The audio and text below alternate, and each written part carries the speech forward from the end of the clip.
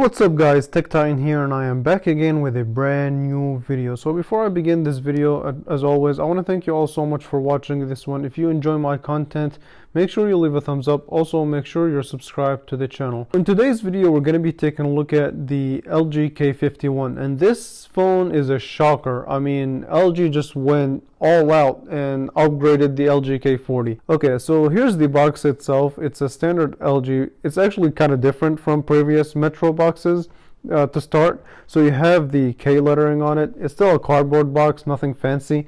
And so it doesn't really include a lot of specs, just the LG logo and the fact that it's Metro by T-Mobile. So let's go ahead and open it up so we can take a look at what's.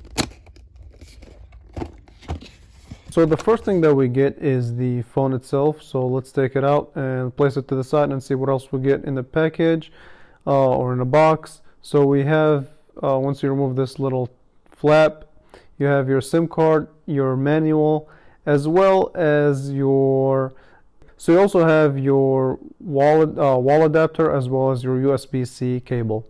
Okay, and that's pretty much it for that's all you really get with the box. No headphones, nothing like that.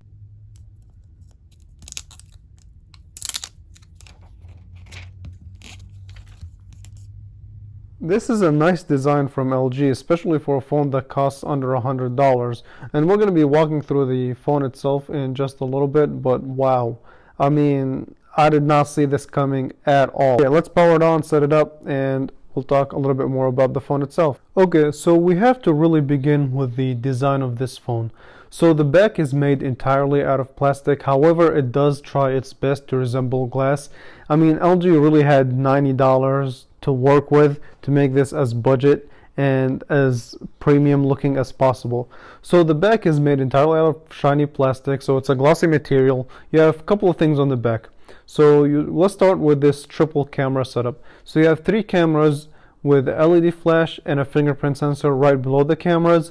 So the cameras are as follows. So you have a 13 megapixel main sensor, you have a wide angle as well as a depth sensor, which would help in the portrait mode, as well as next to it you have your LED flash, which is standard, and right under it, like I said, you have your fingerprint sensor, and I will be talking about the camera in just a second. And on the bottom of the phone you have your headphone jack.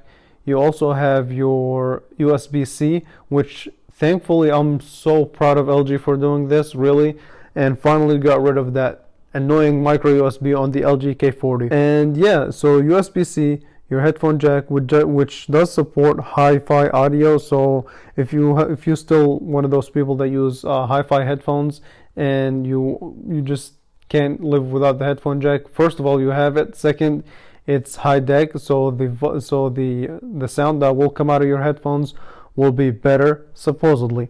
So we'll test that out in the full review, of course.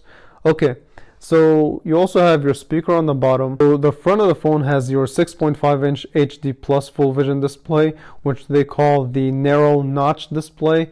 And basically what this means is that they did their best to shrink the bezels as much as possible. So now you have your teardrop display.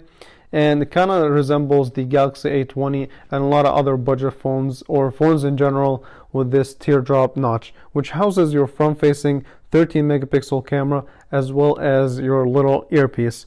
So on this phone, something special about it too is that it does have a LED notification light. So small, however, LG did decide to include it in the phone. Okay, as far as display quality goes, this display is pretty good. I mean, it's sharp, not the sharpest display I've seen for a 6.5 inches, but it's definitely sharp. The colors look good on it, and overall a solid display for the price.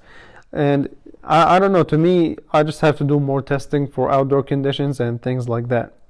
Okay, so now that we talked about this display and the design, let's move on to something else, which is battery.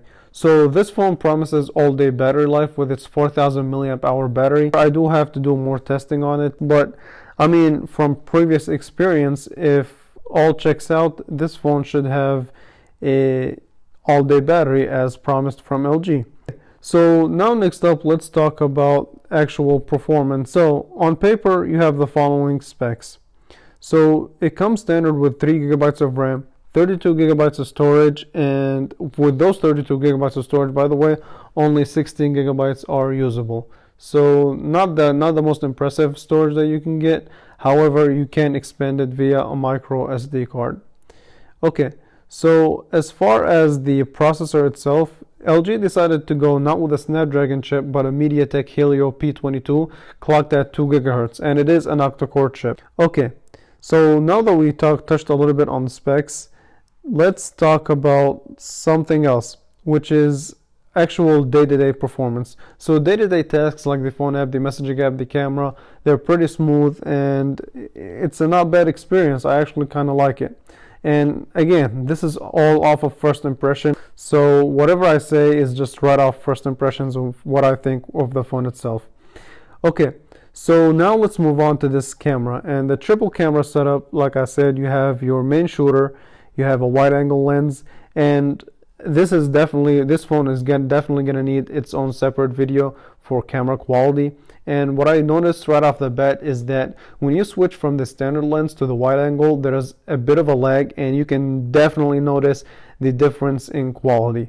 As far as picture quality itself, I took a picture or two and they look solid for the price. However, only more testing will really give me a better idea of how the camera performs on this phone. Okay, go up. This phone is overall a very solid, just out of nowhere from LG. Really, I'm only impressed because they went from the K40 to the K51, and they took a dramatic, they just changed it dramatically. So from the design to specs, I mean, I did not see this coming, like I said in the beginning of the video, at all.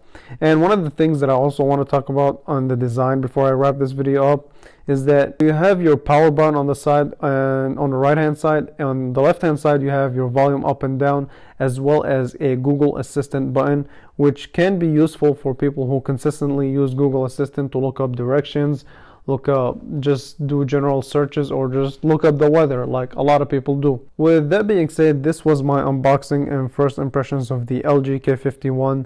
I really hope you guys enjoyed this video. I also have another interesting video coming on the Motorola Moto G stylus, so stay tuned for that. The unboxing and impressions will be up right after the LG K51, so make sure you're subscribed. This is pretty much it. I want to thank you all so much for watching this one. If you enjoy my content, leave a thumbs up, subscribe to the channel. Thanks for watching.